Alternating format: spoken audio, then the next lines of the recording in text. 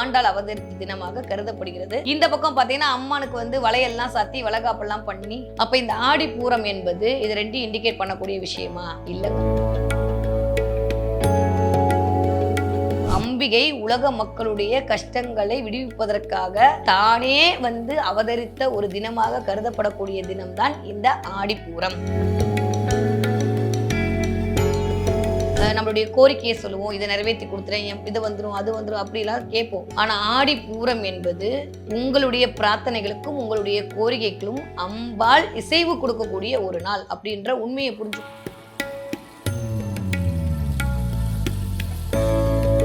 என்னை பொறுத்த வரைக்கும் இந்த ஆடிப்பூர நாள் இருக்கு பாத்தீங்களா, இது கிட்டத்தட்ட அக்ஷய திருதிக்கு ஈக்குவலான ஒரு நாள். ஆடிப்பூரத்தன்னைக்கு நான் சொல்ற இந்த ஒரு 3 விஷயத்தை மட்டும் நீங்க வாழ்க்கையில் கடைபிடித்தீர்கள் கண்டிப்பாக உயரத்தோட உச்சத்துக்கு தான் போவீங்க. எவ்வளோ பெரிய வறுமையில் இருந்தாலும் நீங்கள் வசதி வாய்ப்போடு இருக்கக்கூடிய ஆளாக காலம் உங்களை மாற்றிவிடும். கடவுளுடைய அனுகிரகம் உங்களுக்கு கிடைக்கும். ஆடிப்பூரத்தன்னைக்கு இந்தந்த விஷயங்களை மேற்கொள்ளுங்க. முதல்ல வந்து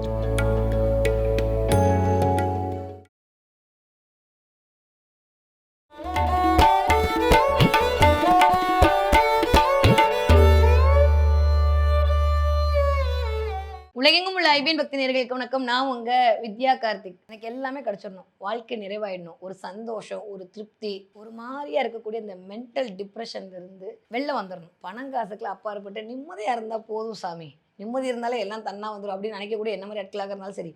எது வந்தாதான் மேடம் நிம்மதியா இருக்கும், அதுதான் தெரியல, அதுதான் நாங்கள் தேடிக்கிட்டே இருக்கோம், அதுக்கு ஏதாவது ஒன்று இருங்கன்னு சொல்லக்கூடிய ஆட்களாக இருந்தாலும் சரி. நிம்மதினா என்னது? பணம் தான் நிம்மதி, இல்லை வந்து மற்றவங்க முன்னாடி காட்டுற பந்தாதான் நிம்மதினு நினச்சிட்டு இருக்கக்கூடிய ஆட்களாக இருந்தாலும் சரி. இவ்வளோ தூரம் அப்படியே நிம்மதி, சொஃபஸ்டிகேட்டடு, சந்தோஷம் இதை பற்றி பேசுகிறேன்னா அங்கே யார் வரப்போறா? சுக்கிரன் வரப்போறா என்ற அர்த்தம். இந்த நிறைய முக்கியமான நிகழ்வுகள் பார்த்துக்கிட்டே வரும். அந்த வகையில் இப்போ நம்ம பார்க்கக்கூடியது என்னவென்றால் இவ்வளவு பிடிகைக்கு பின்னால் இருக்கக்கூடிய ஆடிப்பூரம் பற்றி. இந்த வருடம் 2026 வருடம் வரக்கூடிய ஆடிப்பூரத்தன்னைக்கு என்னவெல்லாம் பண்ணலாம், என்னெல்லாம் பண்ணால் நான் பொருளாதாரத்தோட மேன்மையில் இருக்கலாம், நிம்மதியாக இருக்கலாம், சந்தோஷமாக இருக்கலாம், ஹாப்பியாக இருக்கலாம், சொஃபஸ்டிகேட்டடாக இருக்கலாம், அதுக்கு ஏதாவது ஒன்று இருக்கா அப்படின்னா அதுக்கான நாள் தான் இந்த ஆடிப்பூரம். ஆடிப்பூரமா? அது வந்து ஆண்டாள் பிறந்த நாள் தானே.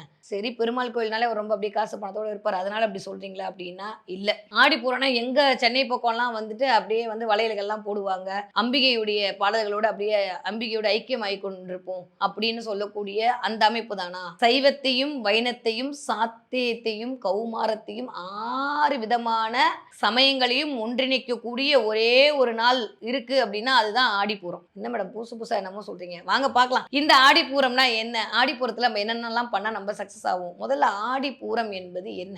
ஆடி மாதம் வரக்கூடிய பூர நட்சத்திர நாளன்று நாம் மேற்கொள்ளக்கூடிய சில விடயங்கள் தான் ஆடிப்பூரம். ஆடிப்பூரம்னா பூரம். அன்னைக்கு நம்மளுக்கு தெரிஞ்சது என்ன அப்படின்னா ஆண்டாள் அவதரித்த தினமாக கருதப்படுகிறது. ஆழ்வார்களில் மிகச்சிறந்த ஒரே ஒரு பெண், கெத்து கிரேட் இருக்கக்கூடிய, அதுவும் கண்ணனை உருகி உருகி உருகி காதலித்து காதலித்து கழித்து கொண்டாடி அவனோடு இரண்டர கலந்த ஐக்கியமான பூமியின் சொரூபமாக பூமி தாயாகவே பிறந்த ஆண்டாள் பிறந்த ஒரு நட்சத்திரம். அன்னைக்கு ஆண்டாளை வழிபாடு செய்தால் திருமணமாகாத பெண்களுக்கெல்லாம் திருமணமாகும் என்பது ஒரு ஐதீகம். அது நடக்குமா? எஸ், அஃப்கோர்ஸ், கண்டிப்பா நடக்கும். அது ஒரு பக்கம். இந்த பக்கம் பார்த்தீங்கன்னா அம்மனுக்கு வந்து வளையல்லாம் சாத்தி வளகாப்பெல்லாம் பண்ணி நாங்கள் வந்து அந்த வளையலை நாங்கள் வந்து பெற்று கொண்டு போகும்போது எங்களுக்கான நல்லவை நடக்கும், குழந்தை பிறக்காதவங்களுக்கு குழந்தை பிறக்கும் அப்படின்றது இந்த பக்கம் வடப்பக்கமாக இருக்கக்கூடிய ஒரு மரபியல் ரீதியாக இருக்கக்கூடிய தொன்று தொட்டு வரக்கூடிய ஒரு பழக்க வழக்கம். அப்போ இந்த ஆடிப்பூரம் என்பது இது ரெண்டும் இண்டிகேட் பண்ணக்கூடிய விஷயமா? இல்லைங்க. நான் திரும்ப திரும்ப திரும்ப அழுத்தமா ஒரு விஷயம் சொல்லிக்கிட்டே இருக்கேன். நம்மளுடைய ஒவ்வொரு பண்டிகைக்கு பின்னாடி இருப்பது கண்டிப்பாக ஜோதிட அறிவும் வாழ்வியல் சம்பந்தப்பட்ட நம்ம வாழ்க்கையை வசப்படுத்திக் கொள்வதற்கான ஒரு காரணியான நாட்களும் மட்டும்தான். அதுல எந்த மாற்று கருத்தும் இல்லை. அப்படி இந்த ஆடி மாதம் எவ்வளவோ சிறப்பு வாய்ந்ததாக இருக்கு. அதுல மிக முக்கிய சிறப்பாக கருதப்படக்கூடிய நாள் என்ன அப்படின்னா அது ஆடிப்பூரம். பூர நட்சத்திரம் அப்படின்னாலே நம்மளுக்கு எல்லாம் தெரியும், அது சுக்கிரனின் காரகத்துவத்தை தன்னகத்தே வைத்திருக்கக்கூடிய ஒரு நட்சத்திரம். சுக்கிரன் தான் சுகபோக வாழ்வுக்கான ஒரு அதிபதி. அது நம்மளுக்கு நல்லா தெரியும். ஏதாவது நல்லா இருந்தாலும் என்ன மச்சா உனக்கு என்ன, சுக்கிரன் உச்சத்துல இருக்கான், சுக்கிரதசை வந்துருச்சா, இந்த மாதிரி கேள்வியெல்லாம் நம்ம வழக்கிலேயே பேசியிருப்போம். அப்ப சுக்கிரன் எதற்கு காரகத்துவமாய் வருகிறார்னா திருப்தி, மனநிறைவு, நிம்மதி, இதற்கான காரகத்துவம் தான் மிஸ்டர் சுக்கிரன் வரார். அப்போ அம்பிகை யாரு? சந்திரன் சொரூபமா கருதப்படுகிறவர். இந்த சுக்கிரன் சந்திரன் இவர்கள் எல்லாமே அம்பிகையின் சொரூபமாக கருதப்படக்கூடிய அமைப்பு. ஆடிப்பூரம் என்பது அம்பிகையே சக்தி உருக்கொண்டு உலக மக்கள் உய்வதற்காக பிறப்பெடுத்த ஒரு நாளாகத்தான் கருதப்படுகிறது.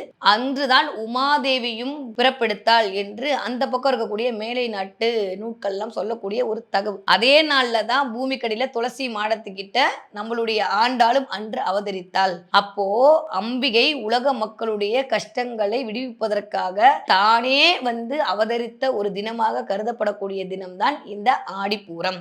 ஓகே. ஆடிப்பூரத்தை பொறுத்த வரைக்கும் இதை தாண்டி ஒரு சிறப்பு ஒன்று இருக்கு. என்ன தெரியுமா?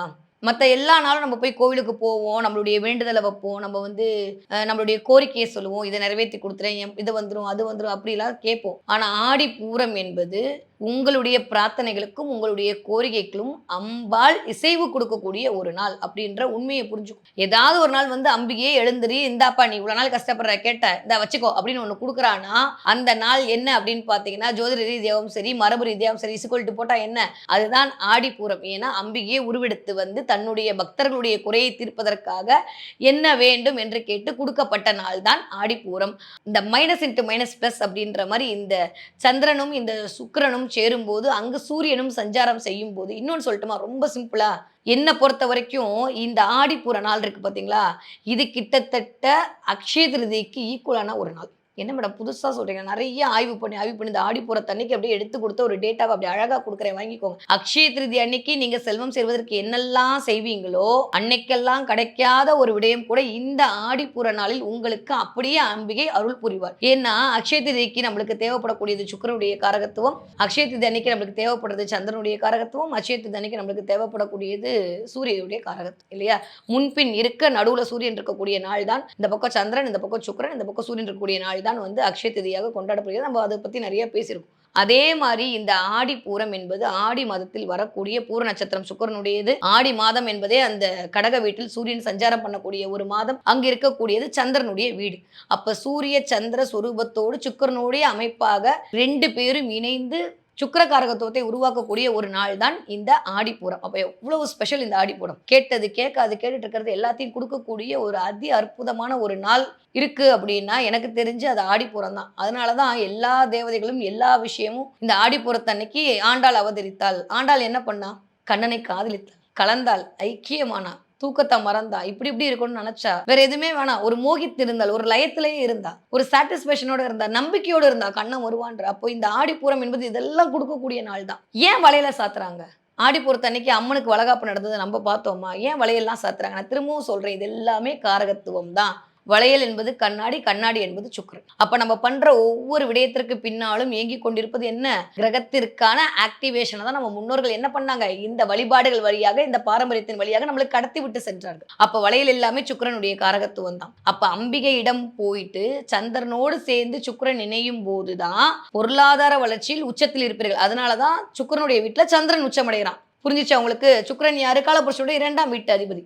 நான் கொஞ்சம் ஜோதிடரா பேசணும் அப்படின்னா இதுதான் விஷயம். நான் முன்னாடியே ஆரம்பிக்கும் போது ஒன்று சொன்னேன், ஆடிப்பூரம் என்பது அம்பிகையிடம் கேட்பதற்கான நாள் அல்ல, அதை பெறுவதற்கான நாள் அப்படின்னு சொல்லிட்டு. நீங்க என்ன வேணுமோ அதை போயிட்டு வாங்கிட்டு வரக்கூடிய ஒரு நாள் ஒன்று இருக்கும்ல, அந்த நாள் தான் இந்த ஆடிப்பூரம். நீங்க கஷ்டப்பட்டு 3 வருஷம் படிக்கிறீங்க, உங்களுக்கு கான்வெகேஷன் அன்னைக்கு ஒரு டிகிரி கொடுப்பாங்க பாத்தீங்களா, அந்த டே தான் நீங்க அந்த படிப்பை முடித்ததற்கான ஒரு அடையாளம். நீங்க கஷ்டப்பட்டு அப்படியே என்னெல்லாம் பேசுறீங்க, கல்யாணத்தன்னைக்கு நீங்க தாலி கட்டி உடமையாக்கி கொள்கிறீர்கள், அதுதான் அதுக்கான அடையாளம். அந்த மாதிரி இது வரைக்கும் நீங்க கஷ்டப்பட்டது கேட்டது எல்லாத்தையும் அம்மா உங்களுக்கு நிறைவேற்றி கொடுக்கக்கூடிய ஒரு நாள் தான் இந்த ஆடிப்பூரம். அப்ப ஆடிப்பூரத்தன்னைக்கு நீங்க போய் என்ன பண்ணணும்? கஷ்டமே படணும், போய் நின்று தாமா அப்படின்னா இந்தா வச்சுக்கோ அப்படின்னு அம்பாள் கொடுத்துருவான். ஏன்னா அம்பிகை அவ்வளவு சந்தோஷமாக இருக்கக்கூடிய தினம். ஏன்னா அங்குதான் ஜோதிட ரீதியாக குருவும் உச்சமடைகிறார். இந்த பூர நட்சத்திரம் அப்படின்றதே நமக்கு எல்லாம் தெரியும், அவ்வளவு சிறப்பு வாய்ந்த ஒரு நட்சத்திரம். அது சந்திரனோடு சூரியனோடு சேரும் போது ஒரு வாழ்வியலுக்கு தேவைப்படக்கூடிய அத்தனை காரங்களையும் வசப்படுத்தி கொடுத்து விடும் என்ற ஒரு அறிவார்ந்த ஒரு நம்பிக்கையோடு ஜோதிட ரீதியாகவும் சரி, அது நம்பிக்கையின் அடிப்படையிலும் கொண்டு வரப்பட்ட பண்டிகை தான் இந்த ஆடிப்பூரம். ஓகே, அப்ப இப்படிப்பட்ட மகத்துவம் வாய்ந்த இந்த ஆடிப்பூரத்தன்னைக்கு என்னெல்லாம் பண்ணா லைஃப்ல ஜெயிச்சிடலாம் பார்த்திடலாமா? ஆடிப்பூரத்தன்னைக்கு நான் சொல்ற இந்த ஒரு 3 விஷயத்தை மட்டும் நீங்க வாழ்க்கையில் கடைபிடித்தீர்கள் கண்டிப்பாக உயரத்தோட உச்சத்துக்கு தான் போவீங்க. எப்பயுமே இந்த சுக்கிரன் ஆக்டிவேட் பண்றதா இந்த ஆடிப்பூரம் அப்படின்னு சொன்னேன்ல, மேக்சிமம் முடிஞ்ச அளவுக்கு அன்று யாருக்காவது மல்லிகை பூவை தானமாக கொடுங்க. உங்களால எதுவுமே முடியல, மல்லிகை பூ வாங்கி உங்க பொண்டாட்டி கொடுங்க. வாழ்க்கை எப்படி வசப்படுதுன்னு பாருங்க. நீங்க பெண்களாக இருக்கீங்களா, மல்லிகை பூ வாங்கி உங்க வீட்டு பெண்களுக்கு, உங்க அம்பிகைக்கு பக்கத்துல இருக்கவங்களுக்கு, அன்னைக்கு வரக்கூடிய பெண்களை சுமங்கலி பெண்களை தெய்வமாக மதித்து வர்ற எல்லாருமே அம்பிகையின் சொரூபம் தான் அன்னைக்கு. அப்ப அன்னைக்கு வர்றவங்களுக்கு கொண்டு போய் ஒரு முழம் மல்லிகைப்பூ கொடுத்து சுமங்கலி பொருட்கள்லாம் கொடுத்து அன்னைக்கு புடவை தானம் மட்டும் கொடுத்து பாருங்க.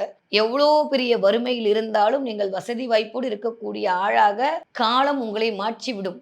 கடவுளுடைய அனுகிரகம் உங்களுக்கு கிடைக்கும். ஸோ ஆடிப்பூரத்தன்னைக்கு இந்தந்த விஷயங்களை மேற்கொள்ளுங்க. முதல்ல வந்து சுக்கிரனை ஆக்டிவேட் பண்ணுங்க.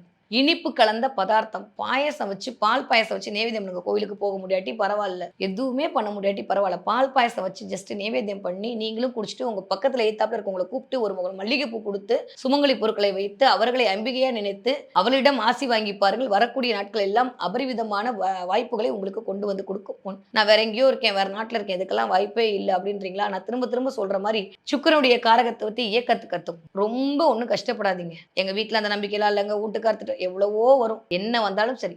ஆடிப்பூரத்தன்னைக்கு விளக்கேற்றும் போது டைமண்ட் கல்கண்டு கரெக்டா ஒரு 6 கல்கண்டு எடுத்து அதை விளக்குல போட்டுட்டு கல்கண்டு சாதம் நெய்வேத்தியம் பண்ணி அன்னைக்கு நீங்கள் உண்டு விட்டு ஒரு 2 பேருக்கு கொடுத்து விட்டு பார்த்தீர்களானால் எண்ணி 27 நாட்களுக்குள் கண்டிப்பாக ஏதோ ஒரு பொருளாதாரம் உங்களை தேடி வரும். அனுபவ ரீதியாக இருக்கக்கூடிய மிகச்சரியான பரிகாரம் பண்ணி பாருங்க. இந்த நேரத்துல இதை பண்ணும்போது தான் அதுக்கான வாய்ப்புகள் வரும். நான் தான் சொல்லிட்டேன், அதுக்கான ரீசனே சொல்லிட்டேன். இத்தனை நாள் இருந்தா அந்த நாளைக்கு தான் அது கிடைக்கும். அப்ப இத்தனை நாளா ஒரு வருஷமா நீங்க போராடுறீங்க, ஒரு வருஷமா உங்களுக்கு வந்து ஒரு சில விஷயம் நடக்கணும்னு நினைக்கிறீங்க, நடக்க மாட்டேங்குது, தடையா இருக்கு. அப்ப இந்த வரக்கூடிய இந்த வருஷம் இன்னும் சூப்பர் என்ன தெரியுமா? ஆகஸ்ட் மாசம் 17ஆம் தேதியிலிருந்து ஆகஸ்ட் மாசம் 15ஆம் தேதி கார்த்தால 7 மணி 2 நிமிடம் வரைக்கும் இந்த பூர நட்சத்திரம் இருக்கு. அப்ப வெள்ளிக்கிழமையோடு கூடிய ஆடிப்பூரம் அப்படின்றது இந்த வருடம் இன்னும் சிறப்பை கொடுக்கக்கூடியது. ஏன்னா இந்த வருஷம் குரு உச்சமா உட்கார்ந்து இருக்கிறார். 12 வருடத்திற்கு ஒரு முறை வரக்கூடிய இந்த நாளை நீங்க தவற விட்டுறலாமா? ஜெயிக்க வேணாம்ல. கண்டிப்பா முடிஞ்ச அளவுக்கு இந்த நாளில் தயவு செஞ்சு நான் ஒரு ரிக்வஸ்டா கேட்கிறேன், ஒரு தங்கச்சியா கேட்கிறேன், ஒரு அக்காவை கேட்கிறேன், அழறதை நிப்பாட்டுங்க, குறை சொல்றது நிப்பாட்டுங்க, குடுன்னு கேட்காதீங்க, வாங்கிட்டு வாங்க. போய் நின்று அந்த ஆத்தாவோட அழகை பாருங்க. முடிஞ்சா 2 வளையல் வாங்கி கொடுங்க.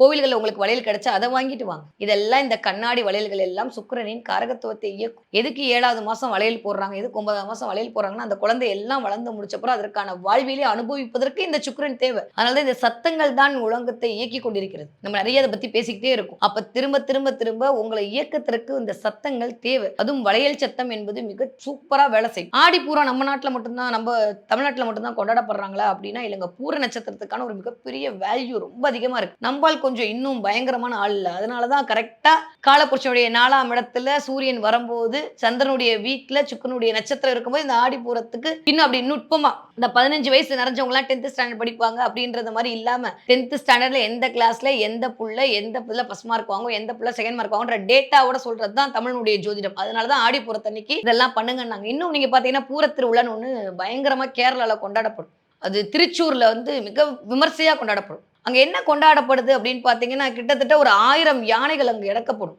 அது மேல வந்து அந்த கெட்டி மேல ஜெண்டை மேல வந்து கொட்டுவாங்க. மே மாதம் அப்படின்னு வரக்கூடிய மாதத்துல இந்த திருவிழா நடக்கும். அந்த திருவிழாக்களையும் நீங்க நோட் பண்ணி பார்த்தீங்கன்னா அந்த வீடு சுக்கிரனுடைய வீடு, அங்க சந்திரன் உச்சமடையக்கூடிய வீடு, அங்க வந்து சூரியன் வருவாரு.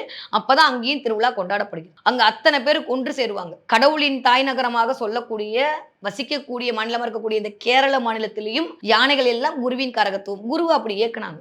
அந்த சத்தங்கள் எல்லாம் அந்த குருவின் காரகத்துவத்தை இயக்குது. அப்ப எந்த ஊரு எந்த நாட்டுல இருந்தாலுமே ஜோதிடம் என்பது வாழ்வியலோடு சம்பந்தப்படுகிற விஷயம். நம்ம கொண்டாடக்கூடிய ஒவ்வொரு வழிபாடு பண்டிகைகளுக்கு பின்னாடியும் இருக்கக்கூடியது நம்ம வாழ்க்கையை வசப்படுத்தக்கூடிய காரணி என்பதை கரெக்டா புரிஞ்சுக்கோங்க. இந்த ஆடிப்பூரத்தன்னைக்கு சாயங்காலம் மேக்சிமம் முடியும். அதுவும் இந்த தடவை வந்து சூப்பரா வெள்ளிக்கிழமை வேற வருது. பால் பாயசம் நைவேத்தியம் பண்ணுங்க, கல்கண்டு சாதம் நைவேத்தியம் பண்ணி அம்பிகையை கொண்டாடுங்க. முடிஞ்ச அளவுக்கு மல்லிகை பூவால் லட்சுமியை வந்து வழிபாடு பண்ணுங்க. முடியும் அப்படின்னா வெள்ளி தானம் கொடுங்க. இல்லைங்க எனக்கு அதெல்லாம் முடியாது, கடையில போய் வெள்ளியை வாங்கிட்டு வாங்க. அதுக்கப்புறம் பாருங்க எவ்வளவு நல்லா காசு செய்யறதுன்னு. அக்ஷய திதிக்கு ஈக்குவலான ஒரு நாள்னு நான் சொல்லிட்டேன் இந்த ஆடிப்பூரத்தை. அப்போ இந்த நேரத்தில் போய் நீங்கள் தங்கம் வாங்குறது, வெள்ளி வாங்குறது, புதிய முயற்சியை மேற்கொள்வது, இதெல்லாம் நீங்கள் செய்யும் போது மிகச்சரியான முறையில் உங்களுடைய வாழ்க்கை உங்களை நோக்கி அடியெடுத்து வைக்கும்ன்றதுல எந்த மாற்று கருத்தும் இல்லை. இது வரைக்கும் இல்லாத அளவுக்கு இந்த வருடம் என்பது குரு உச்சமாகக்கூடிய, சூரியன் இருக்கக்கூடிய, புதனும் சேர்ந்து இருக்கக்கூடிய, அந்த பக்கம் சுக்கிரனுடைய நட்சத்திரமும் இயங்கக்கூடிய மிகச்சரியான அமைப்பில் இருக்கு. இந்த நாளை தவற விட்டுறாதீங்க. வாழ்க்கையில ஜெயிக்கணும்னா திரும்ப இந்த மாதிரி 12 அதுக்கப்புறம் ஒரு 30 கிட்டத்தட்ட 320 வருஷத்துக்கு அப்புறம் தான் இந்த மாதிரியான ஒரு அமைப்பு வரப்போகுது. இந்த நாளில் நீங்கள் சரியாக மேற்கொண்டீர்கள். உங்களுக்கு ஒரே சீக்ரெட் சொல்லித்தரேன். இந்த ஆடிப்பூரத்தன்னைக்கு நீங்கள் வளையல் வாங்கி கொடுங்க, இல்லை வளையலை வந்து நீங்கள் கோவிலில் கொடுங்க, நீங்கள் கோவிலிருந்து வாங்கிட்டு வாங்க. இதெல்லாம் தாண்டி முடிஞ்ச அளவுக்கு யாருக்காவது மோர் தானம் கொடுங்க. பசுமாடு அன்னைக்கு இருக்குது அப்படின்னா அந்த பசுமாடுக்கு அகத்திக்கீரைலாம் கொடுக்காதீங்க. ஏதாவது ஒரு பச்சரிசியும் வெல்லமும் கலந்து கொண்டு போய் பசுமாடுக்கு வச்சு பாருங்க, சூப்பரா இருக்கும். இந்த மாரி சின்ன சின்ன விஷயங்களை இந்த ஆடிப்பூரத்தன்னைக்கு நீங்க மேற்கொண்டீர்களேயானால், பொருளாதார ரீதியாகவும் சரி, மன ரீதியாகவும் சரி சந்தோஷம். ஆடிப்பூரத்தன்னைக்கு என்ன கிடைக்கும் அப்டின்னா, நிம்மதி கிடைக்கும், சந்தோஷம் கிடைக்கும், மகிழ்ச்சி கிடைக்கும், நிறைவு கிடைக்கும், திருப்தி கிடைக்கும். ஏகாந்தமா இருக்கும். இதெல்லாம் வேணும், வேணும், வேணும்னு இந்த மனசு அலைஞ்சுச்சோ, அத போய் வாங்கிக் கொள்ளக்கூடிய, ரிசீவ் பண்ணக்கூடிய ஒரு டே என்ன அப்டின்னா, இந்த ஆடிப்பூரம். அப்ப போங்க கோவில்ல எதுவும் கேட்காதீங்க. நில்லுங்க. ஆத்தா பார்த்து, ஐயோ! இத்தன நாளா கஷ்டப்படுற புள்ள இன்னைக்கு வந்திருக்கு. அதுவும் நான் வந்த நாள்ல வந்திருக்கு. குடுக்காம விட்டுருவேனா அப்படின்ற மாரி எடுத்து குடுப்பா. அதனால தான் குழந்தை பிறப்பு என்பது கடவுள் விதிக்கக்கூடிய விதி இல்லையா? அதனால தான் அந்த குழந்தை பிறப்புக்கான ஒரு வரத்தை அருளக்கூடிய நாளாக இந்த ஆடிப்பூரம் உருவாக்கப்பட்டது. பிறப்பு, ஜனனம் எல்லாமே ஆடிப்பூரத்தோடு கனெக்ட் ஆகுது. அப்போ நியூ பிகினிங் நீங்க புதுசா உங்கள மாத்திக்கணும். புதுசா நீங்க பிறக்கணும். உங்க வாழ்க்கை இனிமே புதுசா மாறணும் அப்படின்னா, இந்த ஆடிப்பூரத்தன்று நீங்கள் மேற்கொள்ளக்கூடிய தானங்களும், மேற்கொள்ளக்கூடிய பூஜைகளும் உங்களை மிகச்சரியான முறையில் உங்களை இயக்குவதற்கான காரணியாக அமையும். எனக்கு தெரிஞ்சு நான் அன்னைக்கு கண்ணு தெரியாத ஏதாவது குழந்தைங்களுக்கு முடிஞ்ச அளவுக்கு தானம் குடுப்பேன். உங்களால முடியும்னா உங்க பக்கத்துல இருக்கவங்களுக்கு குடுங்க. இல்லையா, அட்லீஸ்ட் ஏதோ ஒரு காச அன்னைக்கு எடுத்து வைங்க. என்னைக்கு நீங்க பார்க்குறீங்களோ, என்னைக்கு உங்களுக்கு வாய்ப்பு இருக்கோ, அன்னைக்கு கொண்டு போய் அத பணத்த குடுத்துட்டு வாங்க. அது ரூ. 50 இருக்கலாம், ஒரு ரூ. 100 இருக்கலாம். இத மட்டும் நீங்க ஆடிப்பூரத்தன்னைக்கு பண்ணி பாருங்க. இல்ல அதெல்லாம் முடியலையா, பக்கத்துல இருக்கக்கூடிய சுமங்கலிகளுக்கு உங்களால் முடிந்த சுமங்கலி பொருட்களை வைத்து அன்று தானம் குடுங்க. லலிதா சகஸ்ரநாமத்த நீங்க அன்னைக்கு படிங்க. அத தாண்டி உங்களுக்கு ஒண்ணு சொல்லித் தரேன். இந்த நேரத்துல இந்த ஆடிப்பூரத்தன்னைக்கு ஒரே ஒரு பாடல் தமிழ்ல தான் இருக்கும். லலிதா நவரத்ன மாலை. 9 கிரகங்களையும் இயக்கக்கூடிய ஒரு காரணி. ஏன்னா இந்த வருஷம் ராகு கேதுவோட பிடியில எல்லா கிரகமும் அடங்கியிருக்கு. செம்மையான ஒரு டைம். இந்த டயத்துல நீங்க லலிதா நவரத்ன மாலை நெட்ல போட்டீங்கன்னாலே வந்துரும். கோமேதகத்துக்கு தனியா, பவளத்துக்கு தனியா, வைரத்துக்கு தனியா ஒவ்வொரு ஒரு அமைப்பா இருக்கும். அப்ப இந்த 9 பகுதியும் படித்து முடித்து, இல்ல கேட்டு முடித்து, அம்பிகைக்கு நேவேத்தியம் பண்ணி, முடிஞ்சா வெள்ளி வாங்கிட்டு வந்து வீட்ல வச்சு பாருங்க. அதுக்கப்புறம் நீங்களே சொல்வீங்க. அந்த அளவுக்கு சூப்பரா இருக்கக்கூடிய இந்த ஆடிப்புறத்தை தவற விடாதீர்கள். எல்லோருக்கும் மீனாட்சியோட அருளால் வாழ்க்கை வசப்படட்டும். நன்றி. வணக்கம்.